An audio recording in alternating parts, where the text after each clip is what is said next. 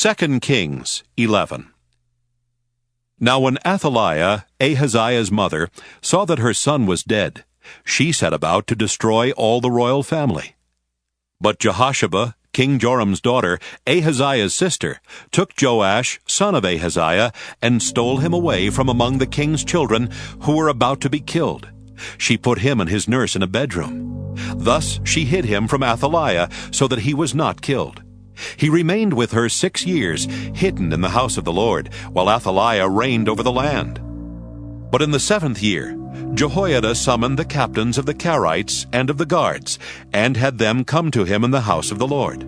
He made a covenant with them, and put them under oath in the house of the Lord. Then he showed them the king's son. He commanded them, "This is what you are to do. 1/3 of you, those who go off duty on the Sabbath and guard the king's house, another third, being at the gate, sir, and a third at the gate behind the guards, shall guard the palace.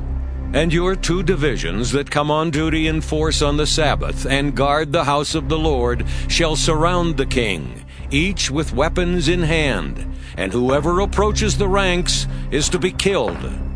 Be with the king in his comings and goings." The captains did according to all that the priest Jehoiada commanded. Each brought his men who were to go off duty on the Sabbath, with those who were to come on duty on the Sabbath, and came to the priest Jehoiada. The priest delivered to the captains the spears and shields that had been King David's, which were in the house of the Lord.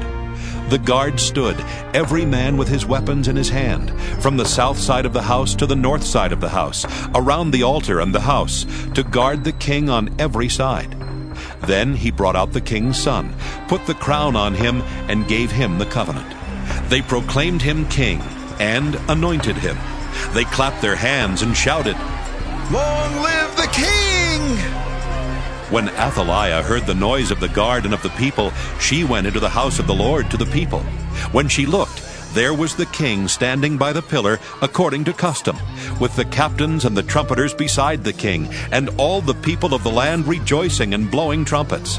Athaliah tore her clothes and cried, "Treason! Treason!"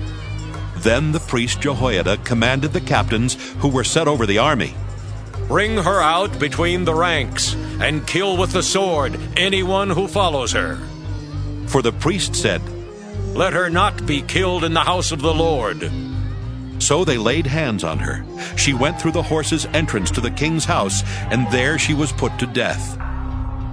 Jehoiada made a covenant between the Lord and the king and people, that they should be the Lord's people, also between the king and the people. Then all the people of the land went to the house of Baal and tore it down. His altars and his images they broke in pieces, and they killed Mattan, the priest of Baal, before the altars. The priest posted guards over the house of the Lord. He took the captains, the Carites, the guards, and all the people of the land. Then they brought the king down from the house of the Lord, marching through the gate of the guards to the king's house. He took his seat on the throne of the kings. So all the people of the land rejoiced, and the city was quiet after Athaliah had been killed with the sword at the king's house. Jehoash was 7 years old when he began to reign.